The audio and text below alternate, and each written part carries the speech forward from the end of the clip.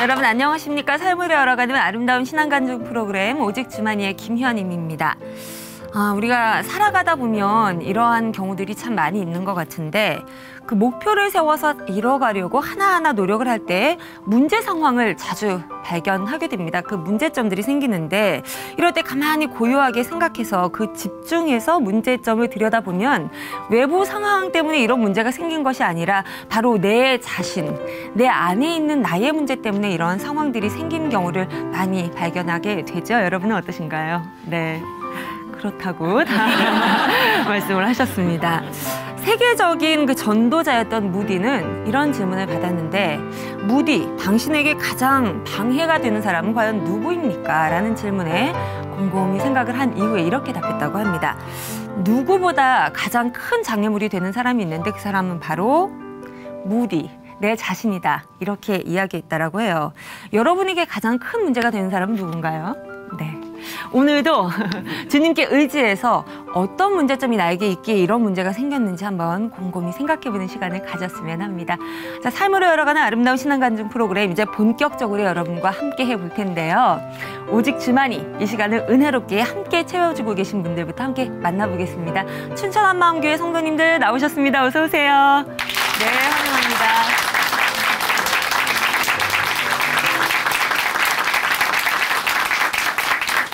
오늘의 첫 번째 출연자 소개해드립니다. 지금 만나보실 이 자매님은 우연히 아주 어린 시절에 어떠한 소설을 접하게 됩니다. 그런데 그 소설의 내용이 바로 동성애에 관한 그런 내용이었다고 하네요. 처음에는 재미로 접했는데 계속 거기에 탐닉하게 되고 빠지게 되고 나중에는 헤어나올 수 없는 그런 상황까지 가게 됐는데요. 하지만 지금은 완전히 다른 사람이 됐다고 합니다. 그 이야기를 직접 들어보겠습니다. 춘천 한마음교회 조은숙 자매님 박수로 모시겠습니다.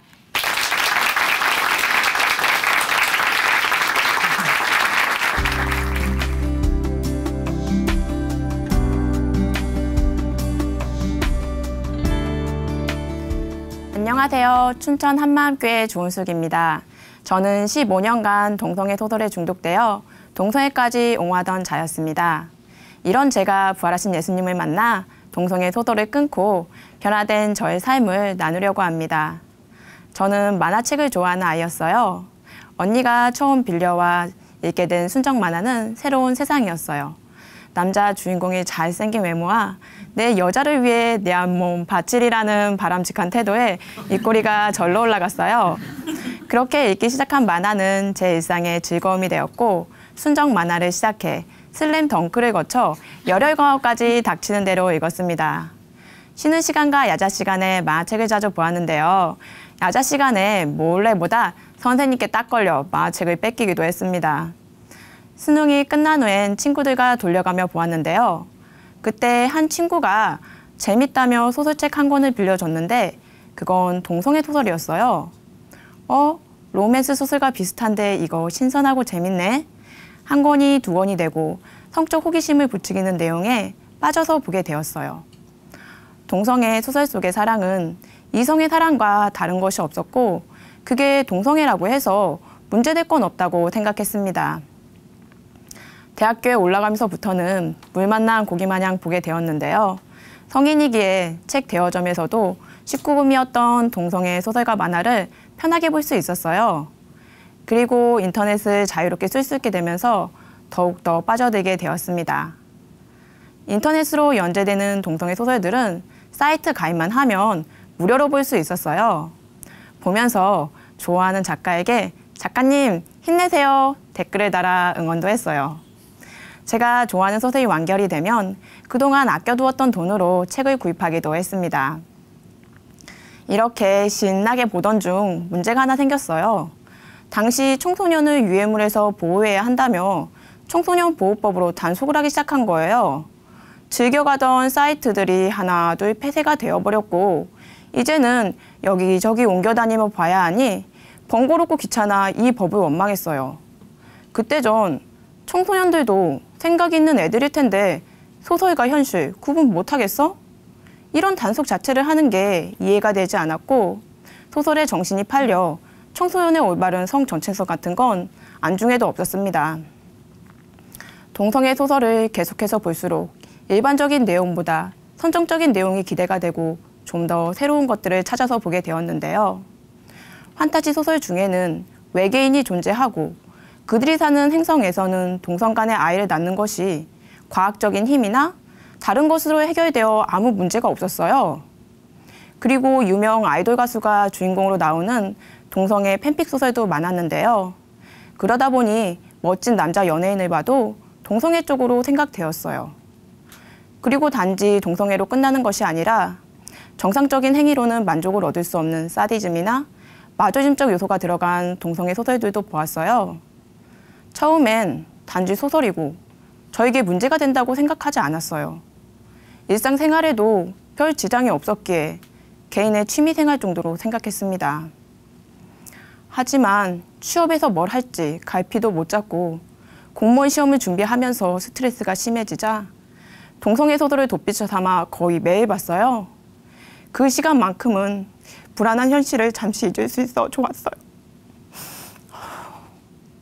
하지만 온전히 시험에 집중하지 못하니 끊어보려 했지만 오래가지 못했어요. 계속되는 불합격으로 결국엔 시험을 포기하고 취업을 하게 되었지만 저의 상황은 돈을 버는 것 빼고는 변한 것이 없었고 새로운 스트레스에 소설을 더해보기는커녕 반나스로 보았어요. 새벽까지 볼 때는 2~3시는 기본이었어요. 청소년 보호법에서 동성애가 유해물 대상에서 빠진 후에는 전자서점이나 소설 전문 사이트에서 쉽게 볼 수 있었어요. 스마트폰이 생긴 후부터는 어플을 통해 언제 어디서든 볼 수 있어 거칠 것이 없었고요. 방해받지 않고 하루 종일 볼 수 있는 주말에는 밥 먹는 시간 빼고 9시간 내내 보았습니다. 시간 날 때마다 보니 눈은 매우 피곤했고 체력은 더 떨어졌어요. 가끔 어린애로 조카를 봐주러 가도 무궁화 꽃이 피었습니다 하자는 조카들에게 이모 피곤해. 니들끼리 해. 말해버리고 소설을 늦은 시간까지 보았어요. 엄마가 하루 종일 방에 있지 말고 운동 가자고 하셔도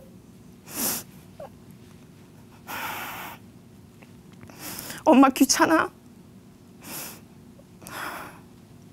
엄마 갔다 와 귀찮아 하며 동성애 소설을 보느라 방바닥에 붙어 있었고요. 심지어 동성애 소설을 새벽까지 볼 때는 아침 일찍 저를 깨우는 아픈 아빠에게 짜증이 나기도 했어요. 당시 아빠는 가난 말기로 시한부 판정을 받은 상태셨는데도 말이죠. 그러던 중 우연히 고등학교 친구를 만났어요. 오랜만에 본 친구가 반가워 저녁을 먹으며 이런저런 얘기를 했는데요. 친구는 직장 생활에 어려움을 하소연하는 제게 부활하신 예수님 이야기를 하며 지금 제가 힘든 이유도 예수님을 믿지 않고 내가 주인 돼서 살기 때문이라고 하는 거예요. 친구와 헤어지고 나서도 내가 주인 돼서 산다는 말이 생각났어요. 교회에 한번 가보고 싶은 마음이 들어 친구를 따라가게 되었어요. 하지만 말씀은 잘 들리지 않았습니다. 교회에는 가지만 제 생활은 변화가 없었어요. 친구는 부활이 실제가 되지 않아서 그렇다고 부활책을 열심히 보고 묵상하라고 했지만 하지 않았어요. 피곤했고 하루의 스트레스는 동성애 소설 보는 것으로 푸는 게 좋았기에 할 시간도 없었어요.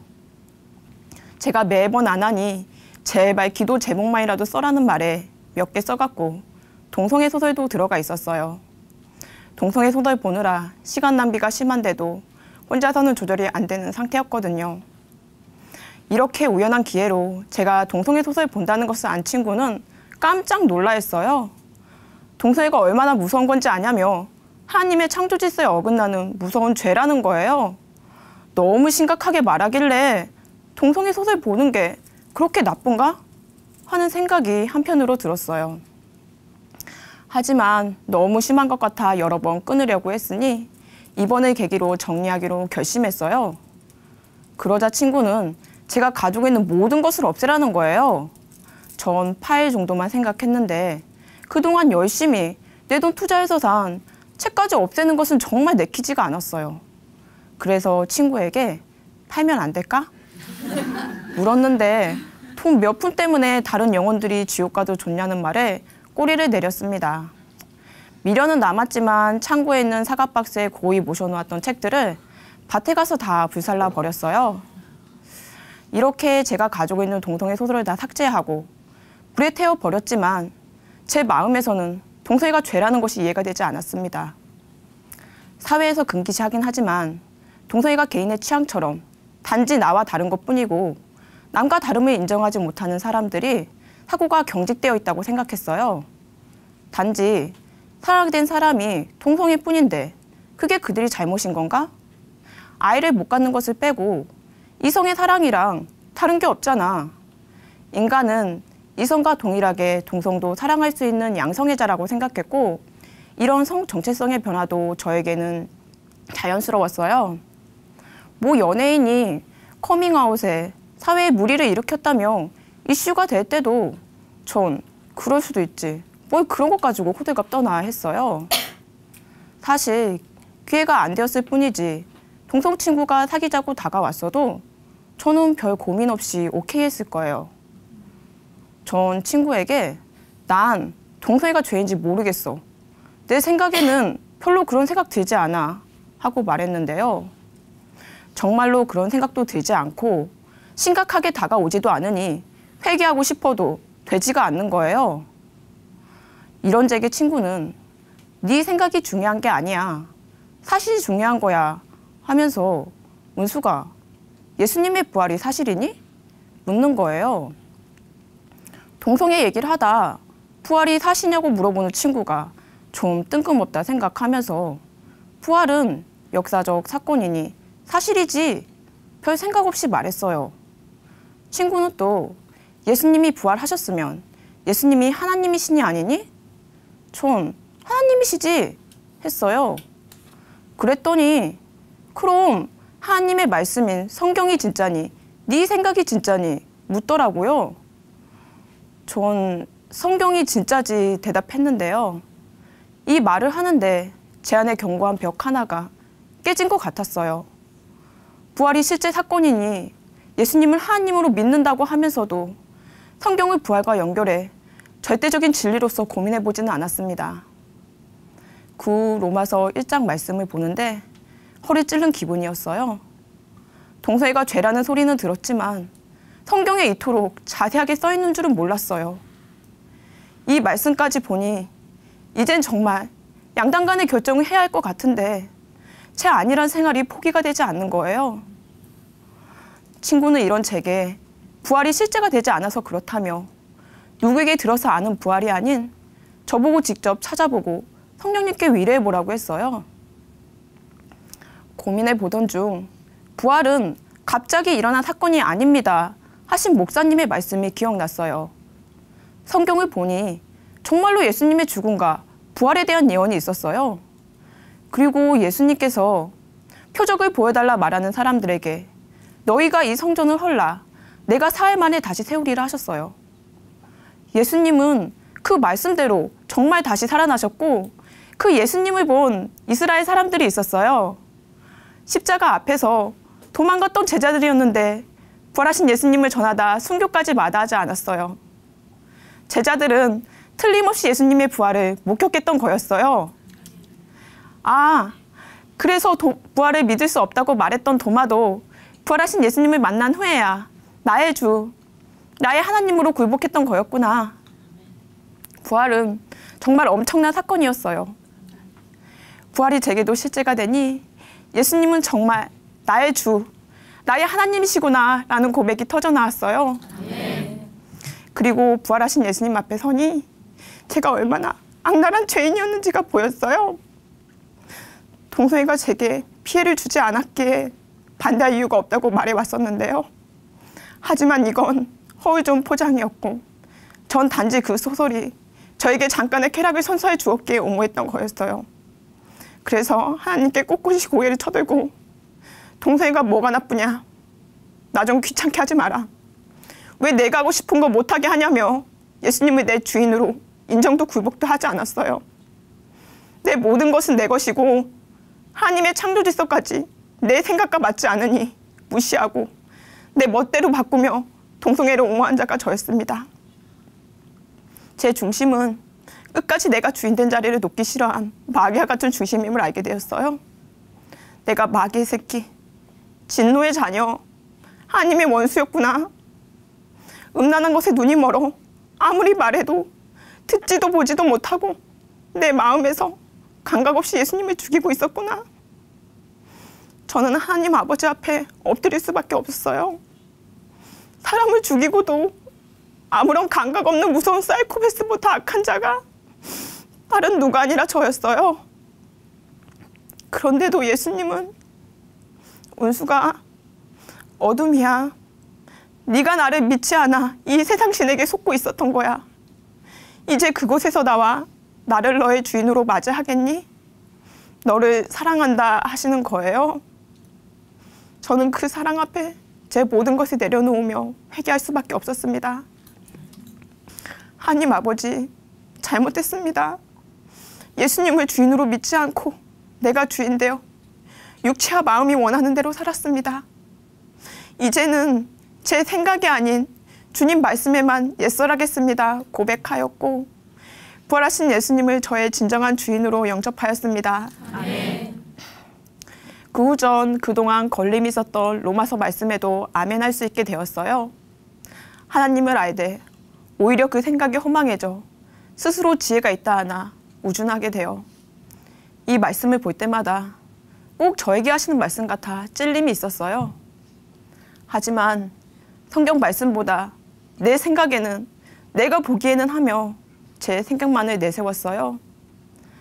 이어서 여인들도 순리대로 쓸 것을 바꾸어 영리로 쓰며 남자들도 순리대로 여인 쓰기를 버리고 서로 향하여 음욕이 부릴 듯하며 남자가 남자로 더불어 부끄러운 일을 행하여 저희의 그릇 때문에 상당한 보응을 그 자신에 받았느라는 이 충격적인 선포에도 제가 포기가 되지 않았거든요. 하지만 부활로 성경이 확증되고 제 이해와 상관없이 저를 위해 죽고 다시 사신 예수님의 인격을 믿으니 그대로 아멘하게 되었습니다. 아멘. 부활의 주께 굴복하니 자연스럽게 15년을 동성애 소설에 얽매여 살았던 것에서 그 생각에서 빠져나올 수 있었는데요. 저의 시간과 생활을 지배하고 있던 중독에서 빠져나오니 정말 자유로웠어요. 하늘을 볼 수도 있었고 엄마와 다정하게 시간을 보낼 수도 있었어요. 그리고 이젠 조카들과 무궁화꽃이 피었습니다도 잘하고 있답니다. 부활로 비로소 분별이 되니 제가 보았던 동성애 소설이 단지 소설이 아니라는 것이 보였어요. 이미 TV나 여러 매체를 통해 동성애를 미화시켜 자연스럽게 방송되고 있는데 그것을 보며 다 같은 사랑인데 그게 잘못된 건가? 라고 생각할 수도 있어요. 저 또한 사랑이라는 말에 거부감 없이 받아들였어요. 그래서 동성애 소설 보는 것이 나를 무감각하게 만들어 내 쾌락만을 생각하며 나밖에 모르는 괴물로 만들어버리는 무서운 것인지 알지 못했습니다. 이미 영국과 미국에서는 법이 통과로 어린 아이 때부터 동성애가 정상이라고 배우고 있어요. 가치관이 형성된 시기에 동성 친구를 우정이 아닌 성적 대상으로 생각하는 게 전혀 이상한 것이 아니었어요. 그리고 그것이 잘못되었다고 말할 수도 없는 상황에 눈물밖에 나오지 않더라고요. 저는 우연히 동성애 소설에 빠져 이렇게 된 것이지만 어린 학생들은 정말 아무것도 모르잖아요. 이제 저에게 동성애 합법화를 막는 건 당연한 것이 되었고요. 그래서 인터넷 사이트에 반대 의견을 올리기도 하고 제가 할 수 있는 일을 하고 있어요. 그리고 예수님께 정말 감사할 일이 있어요. 저에게 아빠를 다시 만나 산 소망을 주셨거든요. 동성애 소설에 빠져 있을 땐 무엇이 진짜인지 혼미하니 아빠의 영혼이 아닌 건강만 눈에 보이더라고요. 하지만 부활로 무엇이 진짜인지 분별이 되니 아빠의 영혼 구원을 위해 작은 교회에 함께 매일매일 기도하며 복음을 전하고 또 전했어요. 아빠는 마침내 예수님을 주인으로 영접하시고 소천하셨어요. 죽음 앞에서 천국과 지옥이 실제로 임하니 장례식에 조문 오는 친척들과 친구며 직장 동료들에게도 복음을 전할 수밖에 없었어요. 지금도 계속해서 전하고 있습니다.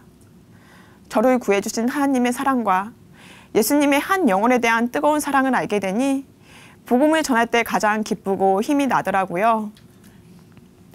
동성애 소설에 빠져 하나님을 대적했던 저를 어둠에서 빛으로 인도하신 예수님께 영광 돌리며 참된 사랑과 기쁨 주신 예수님 사랑합니다. 감사합니다.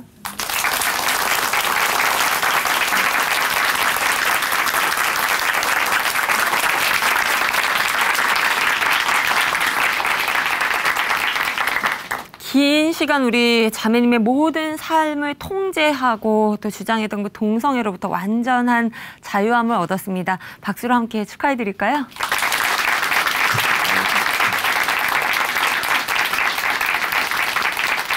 과거 우리 부모님 세대를 한번 떠올려 보면 저희가 텔레비전에서 많이 보잖아요. 발육 상태나 이런 육체적인 그런 상태는 별로 좋지 않았지만 영적인 깨끗함은 유지할 수 있지 않았나라는 생각을 해봅니다. 하지만 요즘 우리 아이들은 몸의 발육 상태는 좋아졌지만 그 영혼이 너무나 쉽게 더러운 것에 노출되고 또 잠식당할 수밖에 없는 그런 상황이라 마음이 아플 수밖에 없습니다. 이런 모든 상황을 해결하실 수 있는 분은 누구일까요? 예수님밖에 없겠죠. 우리가 항상 깨어서 기도할 수 있기를 서로 권면하며 함께 힘을 내야겠습니다. 자, 아멘. 삶으로 열어가는 아름다운 신앙간증 프로그램 오직 주만이 이제 두 번째 간증자와 만나보시겠습니다. 우리 주변에 소음이 있죠. 이렇게 녹화가 진행되고 있는 이 스튜디오는 어느 곳보다도 굉장히 조용해야 되는 곳인데 잠시만요. 자매님 움직이셨죠? 이렇게 살짝 움직이는 소리도 다 들립니다. 근데 우리가 크게 문제 삼지 않는 것이 이런 작은 소음들이 우리 생활에 영향을 크게 미치지 않기 때문이겠죠. 그런데 지금 만나보실 이 자매님은 자다가 가족이 살짝 이렇게 뒤척이는 소리에도 깨는 그런 예민한 분이었다고 해요. 지금은 좀 아니신지 직접 이야기를 한번 들어보겠습니다. 춘천 한마음교회 이경희 자매님 나와주십시오.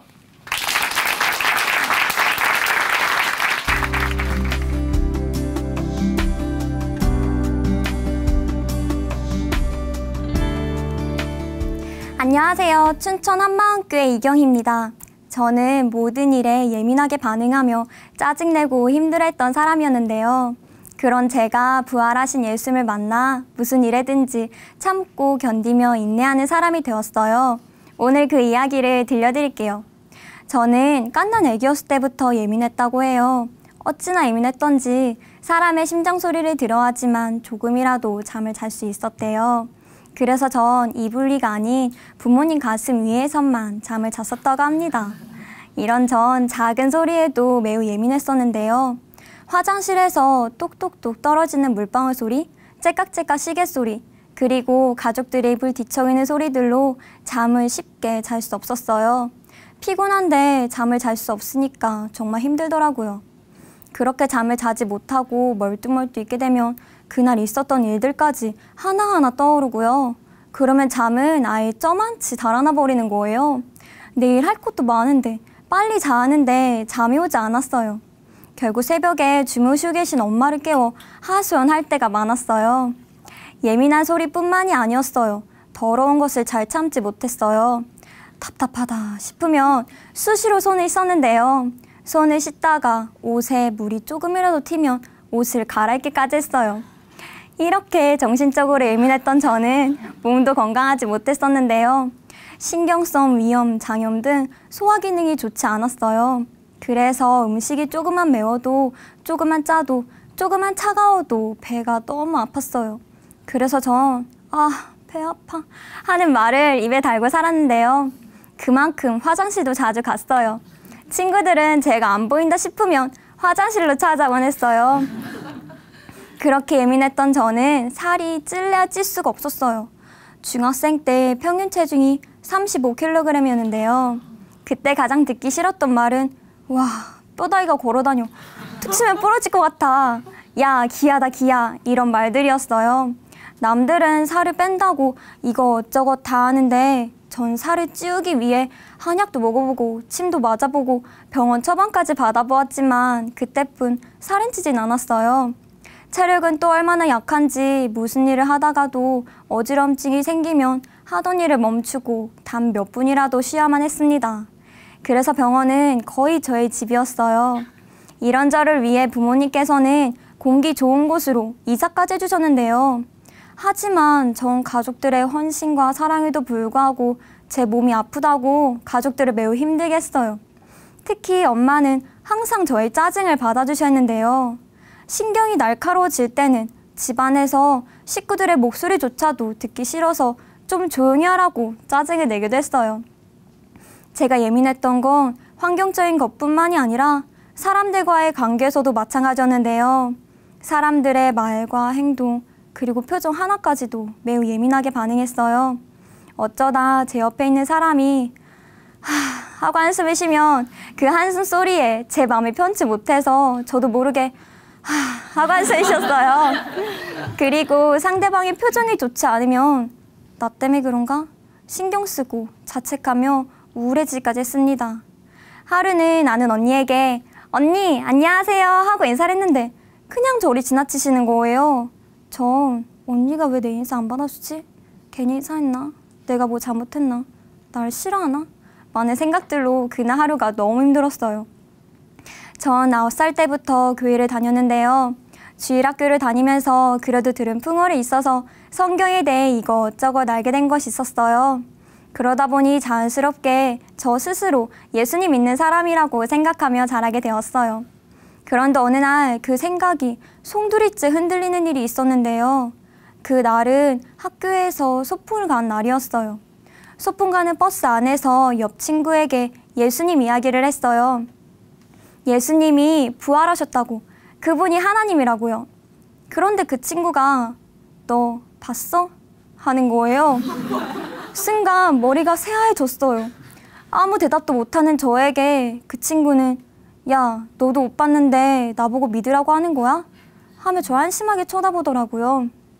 그동안 교회를 다니면서 예수님이 부활하셨다니까, 하나님이라고 하니까 그저 그런가 보다 했던 저에게 그 친구의 대답은 전혀 예상치 못했던 강펀치가 돼서 제게 날라왔어요.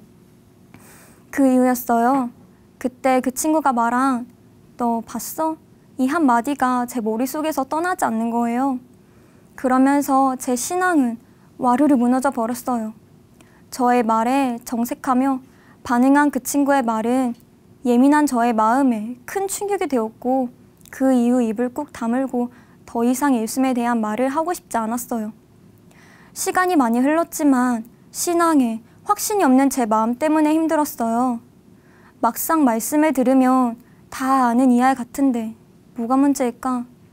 예수님의 부활에 대한 말씀은 반복해서 선포되고 있는데 그래, 나도 다 알고 있지 부활. 그런데 나는 왜 친구의 말 한마디에 그대로 흔들릴까? 정말 답답하고 짜증이 나더라고요. 하지만 포기하진 않았어요. 이런 답답한 마음에 무작정 기도를 했습니다. 그런데 기도하는 중에 사도행전 2장에 베드로의 외침이 생각났어요. 이 예수를 하나님이 살리신지라. 이 예수를 하나님이 살리셨다고? 하나님이? 전 그동안 예수님이 전능하신 하나님, 신이니까 스스로 부활했겠지. 그리고 십자가에서도 그렇게까지 아프진 않았겠지 하는 생각에 예수님의 부활이 그렇게 놀랍지 않았고 오히려 부활은 당연한 거라고 생각했거든요. 그런데 이 말씀에 생각이 나면서 예수님이 스스로 살아난 것이 아니라 하나님이 살리신 것은 예수님이 나와 똑같은 사람이었기 때문이라는 생각이 드는 거예요. 예수님이 100% 사람이란 게 딱 인지가 되는 순간 부활은 충격 그 자체였어요. 사람은 죽으면 끝인데 다시 살아날 수 없는데 죽은 자 가운데서 다시 살아나신 분은 예수님 딱 한 분밖에 없었어요. 역사에도 기록된 예수님의 부활 사건이 처음 듣는 말처럼 새롭게 들렸어요. 전 그제야 제자들이 목숨까지 걸면서 왜 부활하신 예수님을 전했는지 이해가 되었어요. 십자가에서 죽은 예수가 성경의 예언대로 부활했기 때문이었어요. 그래서 제자들은 예수님이 다시 살아나셨다고, 그가 성경에 예언된 메시아, 전능하신 하나님 아들이라고 외칠 수밖에 없었던 거였어요.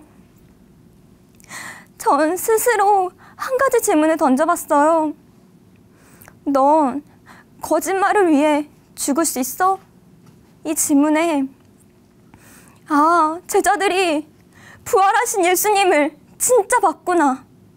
그래서 목뱀을 당해도 칼에 찔려 죽어도 예수님이 하나님이심을 부인하지 않았구나. 2000년 전 부활하셔서 지금도 살아계신 예수님이 바로 창조주 하나님이셨어요. 아멘.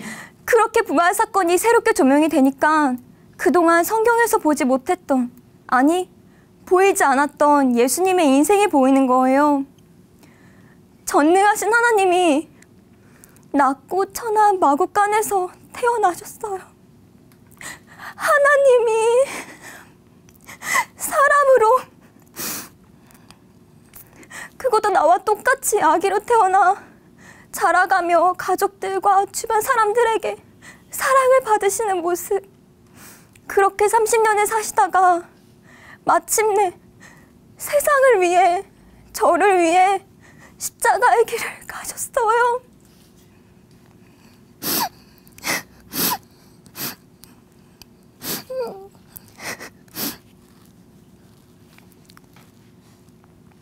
나와 똑같이 사람으로 사셨던 예수님께서 세상 모두를 살리시기 위해 얼마나 많은 아픔과 고통을 참고 견디셨을까 하는 생각이 들더라고요. 작고 여렸던 어린 시절부터 십자가에 달리실 때까지 힘들지 않아서가 아니라 오늘 나를 살리시기 위해 참고 견디신 거였어요. 하나님께서 보내신 당신의 하나밖에 없는 아들 예수님이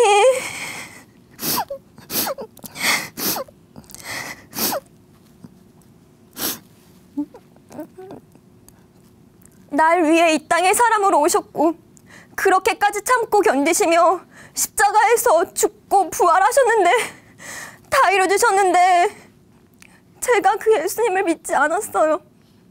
하나님께서 보실 때 얼마나 악했을까. 전 그대로 마음이 무너졌어요. 날 향한 하나님의 사랑을 무차별적으로 짓밟고 주위 환경이 나를 불편하게 한다고, 주위 사람들이 나를 불편하게 한다고 하나님께 원망하며 내 마음, 내 뜻대로 산 제가 바로 하나님께서 말씀하시는 진노의 자녀, 독사의 새끼였어요. 전 그동안 주변 환경 때문에, 사람들 때문에 힘든 거라고 생각했어요. 그런데 그게 아니라 제가 다 이루어주신 예수님을 주인으로 믿지 않고 제가 주인 되어 작은 소리에도, 사람들의 표정 하나에도 제가 참지 못했고 예민하게 반응했고 짜증내고 힘들어했던 거였어요. 나 때문에 주위 사람들이 얼마나 피곤한지 힘든지는 생각해 본 적도 없었어요.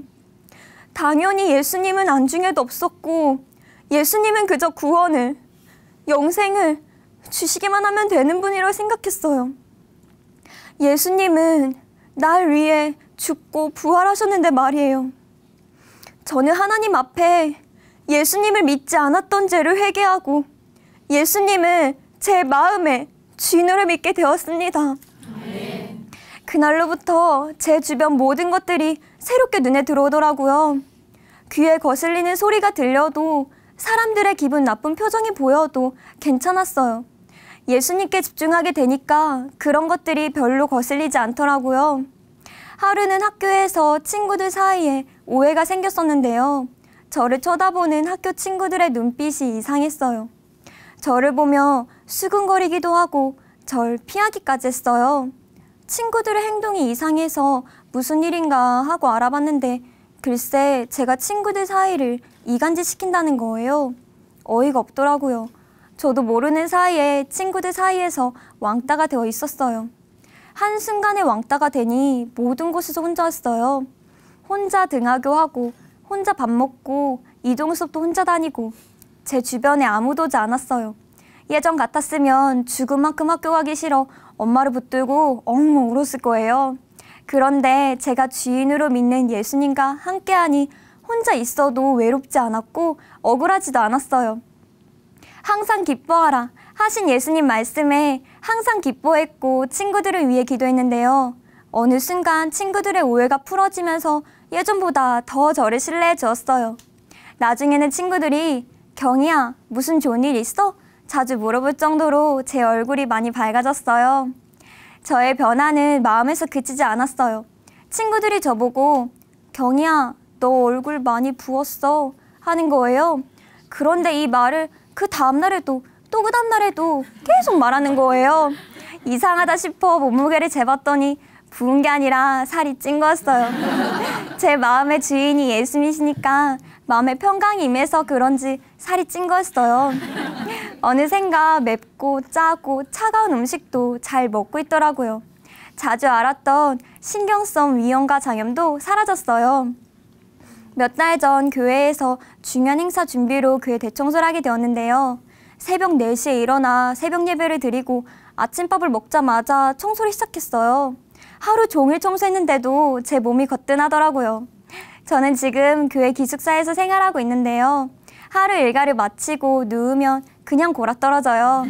집에서뿐 아니라 시끄러운 지하철 안에서도 심하게 덜컹거리는 버스 안에서도 이제는 편안하게 잠을 자요. 매일 밤 물방울 떨어지는 소리, 시계 소리, 가족들의 입을 뒤척이는 소리에도 잠을 쉽게 잘 수 없었던 제가 기숙사에서 여럿이 같이 자는데도 마음이 편하니까 잠도 잘 잡니다.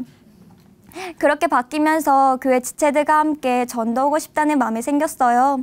예전에는 제가 복음을 전하면 저에게 돌아올 비웃음과 차가운 대답이 싫어서 결코 하고 싶지 않았던 것이 전도였는데요. 이제는 세상을 그토록 사랑하시는 하나님의 마음을 꼭 전해주고 싶더라고요. 그래서 저는 학교, 지하철, 버스 어디서든 복음을 전하기 시작했습니다. 제가 생각했던 것처럼 사람들의 반응은 역시 냉담했어요. 지하철에서는 노골적으로 싫어하는 눈빛을 보내기도 했고요. 하지만 예수님이 날 위해 멸시와 고통을 겪으시면서도 모두 견디셨다는 걸 생각하면서 저도 견딜 수 있게 되었어요.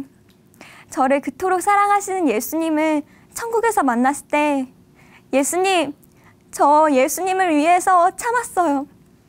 예수님을 생각하면서 참았어요. 말씀드리셨다는 게 너무나도 좋았어요. 비록 대단한 일은 아니지만 나를 지으신 하나님 아버지께서 제 어깨를 토닥이며 잘했다, 수고했다 경희야 해주실 그 한마디가 저에게 너무나도 큰 소망이 되더라고요. 하루는 학교 후배가 울면서 저를 찾아왔어요. 얘기를 들어보니까 몇 년 동안 친구들한테 따돌림을 당해왔다고, 자살하고 싶다고 자신의 속마음을 털어놓더라고요. 저도 왕따를 당해본 경험이 있기 때문에 후배의 마음이 얼마나 힘들었을지 이해가 되었어요. 하지만 모든 문제의 답은 부활하신 예수님이니까 전 자살을 생각하는 후배에게 복음을 전해주었어요. 복음을 들은 후배는 회개하고 예수님을 영접했는데요. 자신을 따돌리시킨 친구들을 위해 기도하는 기도의 사람으로 변했습니다. 저는 지금 주일학교 유치부 교사로 아이들을 섬기고 있는데요. 예배에 집중하지 못하고 시끄럽게 떠드는 아이들 사이에 있어도 아무렇지 않아요. 아이들을 보며 가끔 말구에 누우신 아기 예수님을 생각해요. 그러면 고사리 같은 손으로 치는 손뼉 소리와 천진난만한 아이들의 목소리가 그 어떤 소리보다도 아름답게만 들려요. 이 아이들이 부활하신 예수님을 만나 저처럼 기쁘고 영혼들을 사랑하는 사람이 되도록 간절히 기도하면서 함께 예배를 드리고 있어요. 앞으로도 저를 죽기까지 사랑하신 예수님 만난 날을 소망하면서 예수님께 잘했다 칭찬받을 수 있도록 열심히 복음을 전하며 살겠습니다. 감사합니다.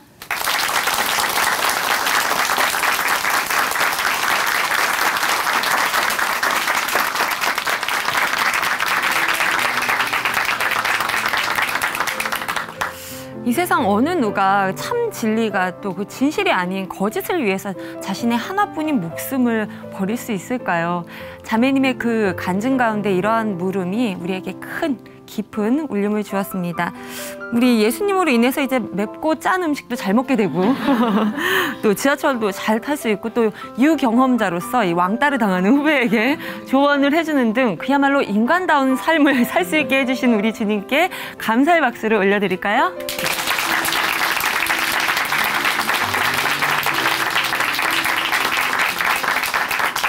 다른 누구도 아닌 우리 하나님으로 인해서 변화한 삶의 고백이 있는 신앙간증 프로그램 오직 주만이. 오늘도 은혜 가득한 하루 시간 보내셨습니까? 네, 이 시간 찬양으로 함께 마무리해 보겠습니다. 나오미 님이 불러주시는 Only Hope이라는 찬양인데요. 찬양 들으시면서 성령님이 함께 하시는 은혜 가득한 하루 보내시기 바랍니다. 고맙습니다.